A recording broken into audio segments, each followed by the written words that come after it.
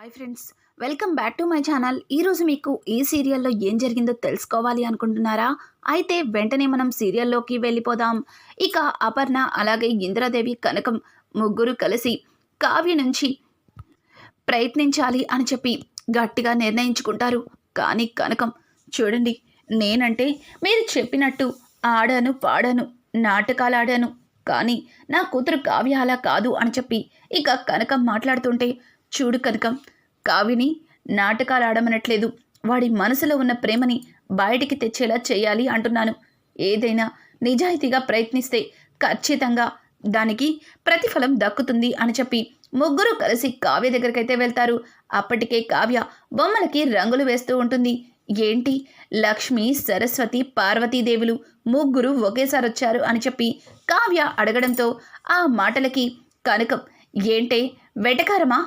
అసలు అత్తగారు, తల్లి, అలాగే అత్తకి అత్తగారు వచ్చారని ఏమాత్రం గౌరవం లేదా అని చెప్పి అపర్ణ మాట్లాడడంతో దానికి కావ్య, క్షమించండి అత్తయ్య, మీరు మళ్ళీ వచ్చారంటే ఖచ్చితంగా మీ అబ్బాయికి కోపం వచ్చే పనిని ఏదో చేయించడానికి అని నాకు అర్థమైపోయింది.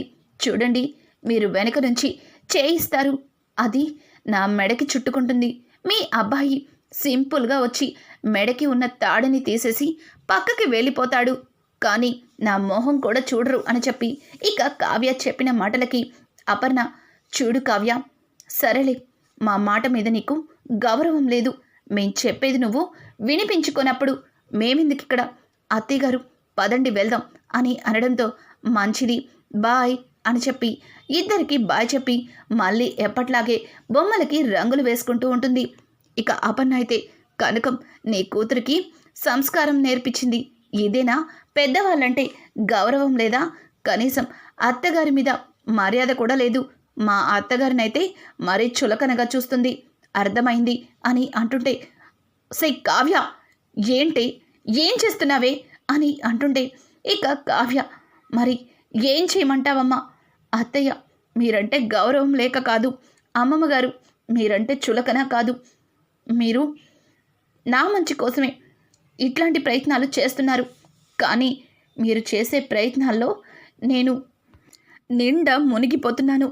ఆ ప్రయత్నాలకి అడ్డుగా రుద్రాణి గారు ఉన్నంత వరకు నేను దిగిన గోయిలోంచి పైకి రాలేను అని చెప్పి ఇంకా కావ్య మాట్లాడుతుంటే ఆ మాటలకి అపర్ణ, చూడు కావ్య, నువ్వు ఎట్లాంటి నాటకాలు వేయక్కర్లేదు, నువ్వు ఏమీ చెయ్యక్కర్లేదు, నిజాయితీగా ఉంటే చాలు అని అంటుంటే, నేను చేసేది కూడా అదే కదా అత్తయ్య గారు, ఇప్పుడు కొత్తగా చేసేదేముంది అని అంటుంటే, ఏయ్, ఎప్పుడు వాగుతూనే ఉంటావా, వాళ్ళు చెప్పేది వినవా అని చెప్పి కనకమైతే ఇంకా కావ్యని గట్టిగా అరుస్తుంది. సరే, వింటాను, చెప్పండి అని చెప్పి కావ్య వాళ్ళని అడగడంతో, చూడు కావ్య, నిన్ను రాజ్ చాలా ప్రేమిస్తున్నాడు, తన మనసులో నీ మీద చెప్పలేనంత ప్రేమని కూడగొట్టుకున్నాడు అని అంటుంటే, ఎక్కడత్తయ్య గారు, ఎక్కడుందా ప్రేమ? నాకైతే కనిపించట్లేదు, మీకే కనిపిస్తుంది. మీరు నిన్న జరిగిన గొడవ చూడలేదా? ఆయన అన్న మాటలు వినలేదా? మళ్ళీ ఏంటత్తయ్య నా మనసులో లేనిపోనివన్నీ కలిగిస్తున్నారు అని అంటుంటే ఇక అపర్ణ అయితే కావ్య నెత్తిన ఒక మొట్టికాయ వేసి, చూడు, ఇంకొక మాట మాట్లాడావంటే నోటిని సూది దారమేసి కుట్టేస్తాను, నేను చెప్పేది పూర్తిగా వినవా? చూడు, నువ్వు రాజ్ ఇలా వేరువేరుగా ఉంటే ఎప్పటికీ మీ ఇద్దరూ కలవలేరు.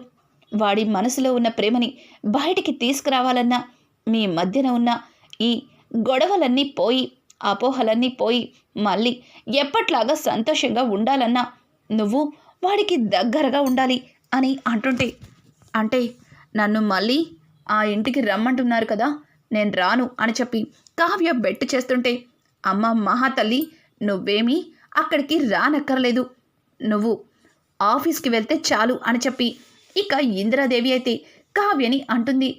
అమ్మమ్మగారు అని అంటుంటే, అవును, అమ్మమ్మనే చెప్తున్నాను, నువ్వు ఆఫీస్కి వెళ్ళు అని అనడంతో, అబ్బో, మీ అబ్బాయి అంత పిచ్చివాడేవి కాదు, నేను ఆఫీస్కి వెళ్తే నన్ను లోపలికి తీసుకెళ్ళి కుర్చీలో కూర్చోపెట్టడానికి వెంటనే జాబ్లో నుంచి పీకేసి బయటికి తోసేస్తారు అని చెప్పి ఇంకా కావ్య మాట్లాడుతుంటే కావ్య మాటలకి అపర్ణ అయితే అవును, నువ్వన్నది నిజమే. వాడు నువ్వు ఎంప్లాయీగా వెళ్తే ఖచ్చితంగా జాబ్లో నుంచి తీసేస్తాడు. కానీ కంపెనీ సీఈఓగా వెళ్ళు, అప్పుడు నిన్ను ఉద్యోగం నుంచి తీసే అధికారం ఎవ్వరికీ లేదు అని అంటూ ఉంటే ఆ మాటలకి కావ్య ఒక్కసారిగా షాక్ అవుతుంది. అత్తయ్య, ఏం మాట్లాడుతున్నారు? నేనేంటి కంపెనీ సీఈఓ ఏంటి? మరి ఆయన అని అంటుంటే వాడు అక్కడే ఉంటాడు, కానీ కంపెనీ సీఈఓగా నువ్వు అక్కడికి వెళ్ళాలి. నేను మీ మావయ్య గారితో అంతా మాట్లాడతాను, ఇక ఆఫీస్కి వెళ్ళటానికి సిద్ధమవ్వు అని చెప్పడంతో అది అత్తయ్య గారు, ఇక అత్తయ్య లేదు ఏమీ లేదు, ముందు ఆఫీస్కి రెడీ అవ్వు. కనకం, నీ కూతుర్ని ఆఫీస్కి ఎలా వెళ్ళాలో అక్కడ ఎలా ఉండాలో దాని గురించి చెప్పు, సరేనా? ముందు నువ్వు కంపెనీకి వెళ్ళడానికి కావాల్సిన ఏర్పాట్లన్నీ నేను చేస్తాను అని చెప్పి ఇక అపర్ణ అలాగే ఇందిరాదేవి అక్కడి నుంచి వెళ్ళిపోతారు. కనకమైతే అమ్మా, ఏంటమ్మా నన్ను ఇట్లాంటి ఇరకాటంలో పడేశావు? నేను కనుక ఆఫీస్కి వెళ్తే మీ అల్లుడు గారు అగ్గి మీద గుగ్గిలంలాగా ఎగిరి పడతారు, నా వల్ల కాదు అని చెప్పి కావ్య అంటుంటే సరేనే, నీ వల్ల కాదు, నిజంగానే ఆ దేవుడు నాకు క్యాన్సర్ వచ్చేలా చేసినా బాగుండేమో, ఆ రకంగా అయినా సరే మీ ఇద్దరు కలిసిపోయేవాళ్ళు, నేను సంతోషంగా ప్రాణాలు వదిలేదాన్ని. ఇప్పటికైనా ఏమైంది? సంతోషంగానే ఇదిగో ఈ పురుగుల మందు తాగేసి ప్రాణాలు వదిలేస్తాను అని చెప్పి ఇక తను తీసుకువచ్చిన ఒక డబ్బాని చూపిస్తుంది. అమ్మా, మళ్ళీ కొత్త నాటకమా అని అంటుంటే చూడు కావ్య, నేనేమి నాటకం ఆడట్లేదు, ఇదిగో ఈ మందుల చిట్టి చూడు, నేను మెడికల్ షాప్ నుంచి కొని తీసుకొచ్చింది, నాకు తెలుసు నువ్వు నమ్మవని, ఇది కావాలంటే సీల్ కూడా ఓపెన్ చేసి లేదు అని చెప్పి కనకమైతే ఇంకా కావ్యని బెదిరిస్తుంది.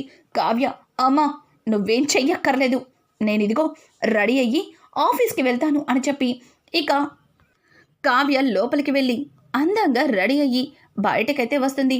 ఇక ఇక్కడ చూస్తే అపర్ణ అలాగే ఇందిరాదేవి ఇద్దరూ కలిసి సుభాష్తో మాట్లాడతారు. సుభాష్కి కావ్యని కంపెనీ సీఈఓగా చేయమని అడుగుతారు.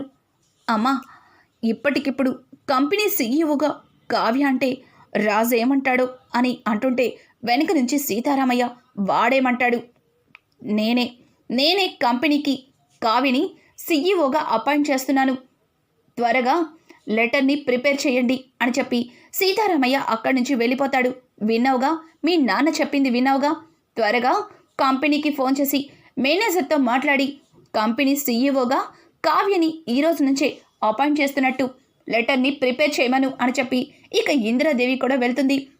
అపర్ణ అయితే చూడండి, మీరు నన్ను సంతోషంగా ఉంచలేదు సరే, కనీసం కొడుకు కాపురం గురించిన ఆలోచించి ఈ ఒక్కటి చెయ్యండి అని చెప్పి అపర్ణకి ఇష్టం లేకపోయినా మోహన్ తిప్పుకుంటూ ఇక సుభాష్కి చెప్పి అక్కడి నుంచి వెళ్ళిపోతుంది. సుభాష్ మేనేజర్తో మాట్లాడి కంపెనీ సీఈఓగా కొత్త వ్యక్తి వస్తున్నట్టుగా అపాయింట్మెంట్ని సిద్ధం చేస్తారు. ఇక్కడ చూస్తే రాజ్, ఏంటి నేనుండగా కంపెనీకి మరొక సీఈఓనా? అసలు ఇదంతా డాడీ ఎందుకు చేస్తున్నారు? ఆయన ఈ కుర్చీకి ఏదో బస్ స్టాండ్లో ఖర్చేపేసి సంపాదించుకున్న కుర్చీలాగా ఎవరికి పడితే వాళ్ళకి ఇచ్చేయటానికి, దీనికి ఇదేమన్నా నార్మల్గా కూర్చునే చైరా? అసలు వీళ్ళేం ఆలోచిస్తున్నారు అని చెప్పి రాజైతే తన మనసులో అనుకుంటాడు. అనుకోకుండా కావ్య కంపెనీకి వస్తుంది. కావ్యని చూసిన శృతి అయితే చాలా ఆనందిస్తుంది. అమ్మయ్య, మేడం కంపెనీకి వచ్చేశారు, ఇక సార్కి కావాల్సిన డిజైన్స్ అన్నీ మేడమే వేసేస్తారు, మా మీద సార్ పెట్టే టార్చర్ కాస్త తగ్గుతుంది అని చెప్పి ఇక శృతి చాలా ఆనందంగా కావ్య దగ్గరికి వెళ్తుంది. మేడం, నిజంగా మీరేనా? ఇది కళ నిజమా? మళ్ళీ మీరు కంపెనీకి రావడం నాకు చాలా సంతోషంగా ఉంది అని చెప్పి ఇక శృతి అయితే లోడా కావ్యతో మాట్లాడుతూ ఉంటుంది.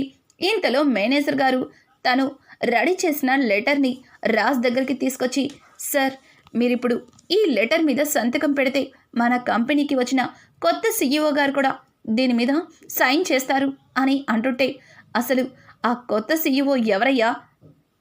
ఎవరో మొహం చూపించకుండా దాగుడు మూతలాడుతున్నారు అని చెప్పి రాజ్ అయితే ఇక ఆ లెటర్ మీద సంతకాలు పెట్టి మేనేజర్కి అయితే ఇస్తాడు. మేనేజర్ ఆ అపాయింట్మెంట్ని తీసుకెళ్ళి కావ్య చేతిలో పెడతాడు. కావ్య ఆ అపాయింట్మెంట్లో సంతకం పెట్టి అక్కడి నుంచి రాజ్ ఉన్న క్యాబిన్లోకి వెళ్తుంది. ఒక్కసారిగా రాజ్ కావ్యని చూసి షాక్ అయిపోతాడు. ఏయ్ నువ్వేంటిక్కడ అని అంటుంటే పక్క నుంచి మేనేజర్, సార్ మన కంపెనీకి కొత్త సీఈఓగా వచ్చింది కావ్య మేడమే సార్ అని చెప్పడంతో, ఈ విషయాన్ని నాకు సంతకం పెట్టకముందు నువ్వు ఎందుకు చెప్పలేదు, ఇప్పుడెందుకు చెప్తున్నావు? అయినా ఈ కళావతి కంపెనీ సీఈఓ ఏంటి, ఎవరు అపాయింట్మెంట్ చేశారు అని అంటుంటే దానికి మేనేజర్, సార్ ఇది నేనేం చెయ్యలేదు సార్, సుభాష్ సార్ ఫోన్ చేసి మేడంని కంపెనీ సీఈఓగా చేయటానికి అపాయింట్మెంట్ లెటర్ని తయారు చేయమంటే చేశాను సార్, నాది అంతవరకే బాధ్యత సార్ అని చెప్పి అక్కడి నుంచి మేనేజర్ వెళ్ళిపోతారు. ఇక రాజ్ అయితే, ఏంటి మీ అమ్మ, అదే క్యాన్సర్ కనకం గారు క్యాన్సర్ డ్రామా ఫెయిల్ అవడంతో ఏం చేయాలో తెలియక ఏకంగా కంపెనీ సీఈఓ అవడానికి మా నాన్న కాళ్ళ మీద పడ్డావా లేక మా అమ్మ కాళ్ళ మీద పడ్డావా అని చెప్పి రాజ్ అయితే కావ్యని రెచ్చగొట్టేలా మాట్లాడతాడు.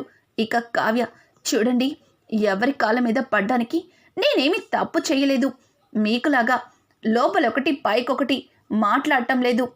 అత్తయ్య గారే నన్ను కంపెనీ సీఈఓగా మన కంపెనీలోనే డిజైనర్గా వర్క్ చేయాలని నన్ను ఫోర్స్ చేశారు, అందుకే ఇక్కడికి వచ్చాను అని అంటుంటే, నువ్వు చాలా తెలివైన దానివే, మామూలు ముదురువి కాదు. ఎంప్లాయ్ అయితే జాబ్లో నుంచి తీసేస్తానని సీఈఓగా వస్తావా? కానీ ఈ కంపెనీ నాది, ఈ కంపెనీకి చైర్మన్ని, అలాగే ఈ కంపెనీ డైరెక్టర్ని అంతా నేను చెప్తేనే ఏదన్నా జరుగుతుంది. నువ్వు ఈ కంపెనీ సీఈఓగా ఎందుకు పనికిరావు అని అంటుంటే ఇక కావ్య, అది చెప్పడానికి మీరెవరు అని చెప్పి కావ్య రివర్స్లో రాజ్ని అడుగుతుంది.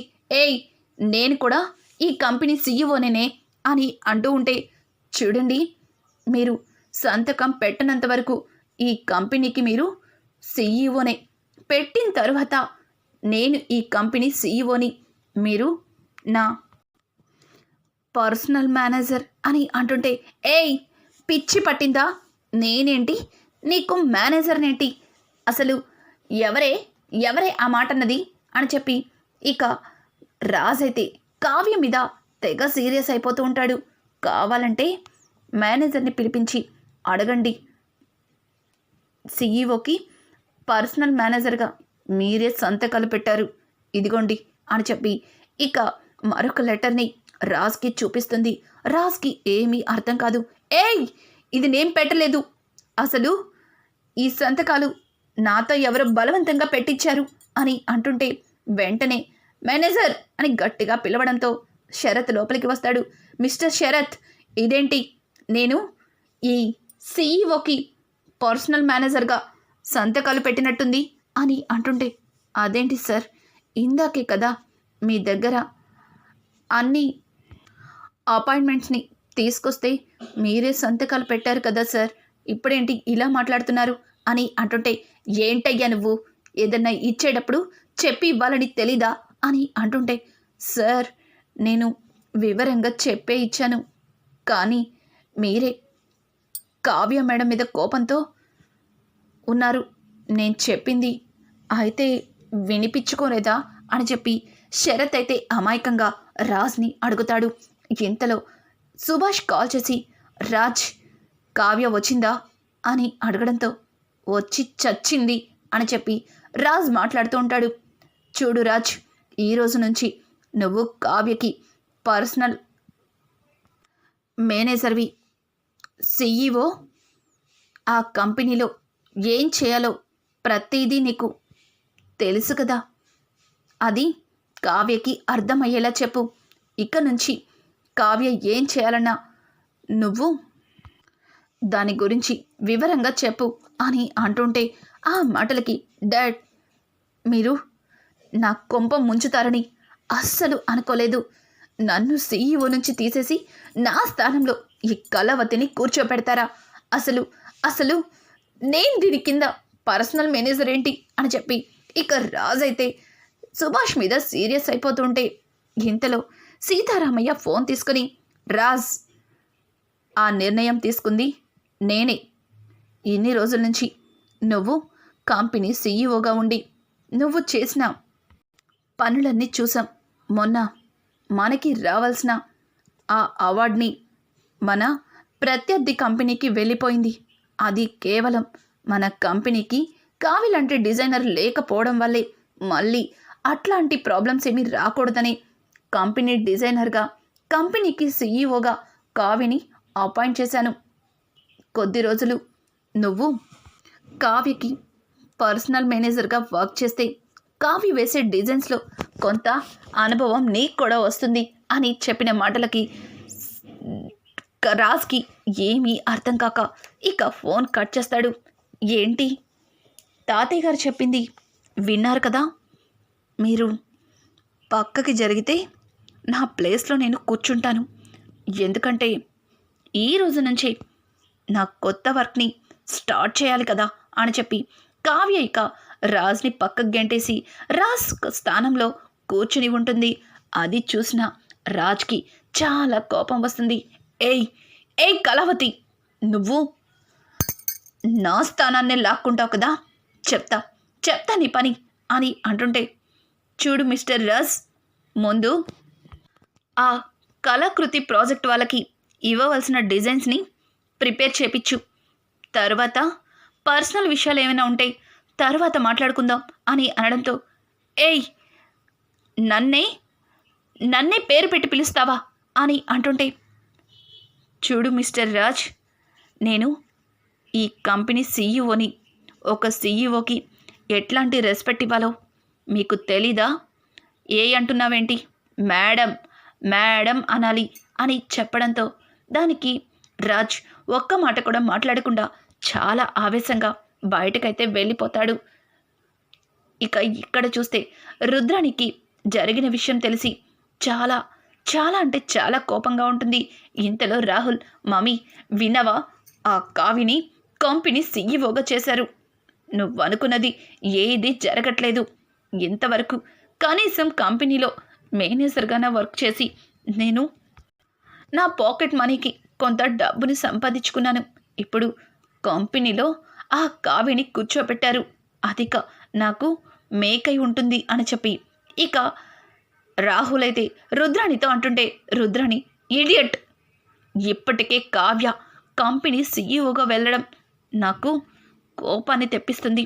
నువ్వు నా కోపాన్ని ఇంకా ఎక్కువ చేయి మాకు. ఇదంతా ప్లాన్ చేసింది మా వదిన, అలాగే మా అమ్మ. నాకు అర్థమైంది. రాజ్ కావ్యలిద్దరూ దూరంగా ఉంటే వాళ్ళని ఎప్పటికీ కలపలేమని. వీళ్ళు అనుకునే కొట్టుకున్న తిట్టుకున్న ఇద్దరు ఒక దగ్గరే ఉంటారు.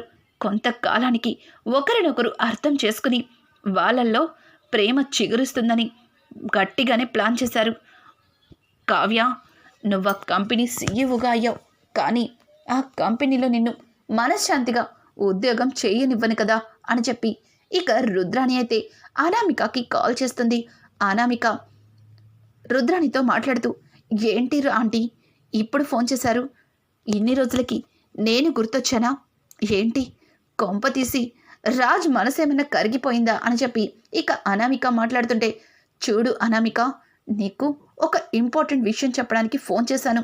నువ్వెందుకు అంత కంగారు పడుతున్నావు అని అంటుంటే, సరే చెప్పండి ఆంటీ అని చెప్పి ఇక అనామిక అడుగుతుంది. రుద్రాణి అయితే జరిగిందంతా అనామికకి చెప్పడంతో, ఏంటి స్వరాజ్ గ్రూప్ ఆఫ్ కంపెనీకి సీఈఓగా కావ్యనా? అలా ఎలా కుదురుతుంది? మా కంపెనీ డిజైనర్గా మా దగ్గరే వర్క్ చేయడానికి తను అగ్రిమెంట్ మీద సంతకాలు పెట్టింది. ఇప్పుడు అక్కడ వర్క్ చేయడం ఏంటి అని అంటూ ఉంటే దానికి వెంటనే రుద్రాణి, ఏం మాట్లాడుతున్నావు? మీ కంపెనీ డిజైనర్గా తను వర్క్ చేయడానికి అగ్రిమెంట్ మీద సంతకం పెట్టిందా? చూడు అనామిక, నీకు ఆ కావ్య మీద అలాగే ఈ కుటుంబం మీద పగ తీర్చుకునే అవకాశం ఇంకొకటి వచ్చింది. ఇప్పుడు దీన్ని వాడుకో అని చెప్పి రుద్రాణి ఏదో అనామికకి చెప్తుంది. అనామిక రుద్రాణి మాటలకి ఖచ్చితంగా ఖచ్చితంగా అలానే చేస్తాను, ఇక మీరు ఫోన్ పెట్టండి, ఇంకాసేపట్లో మీకు శుభవార్తే వస్తుంది అని చెప్పి అనామిక కాల్ కట్ చేస్తుంది. అనామికకి రుద్రాణి ఏం చెప్పి ఉంటుంది? అలాగే కంపెనీ సీఈఓగా కావ్య తన బాధ్యతలతో పాటు రాజ్ మనసులో మళ్ళీ స్థానాన్ని సంపాదించుకోగలుగుతుందా? రానున్న ఎపిసోడ్స్ అయితే మరింత ఇంట్రెస్టింగ్గా మారబోతున్నాయి. ఈ వీడియో నచ్చినట్టయితే లైక్ చేసి సబ్స్క్రైబ్ చేసుకోవడం మాత్రం మర్చిపోకండి. Thanks for watching.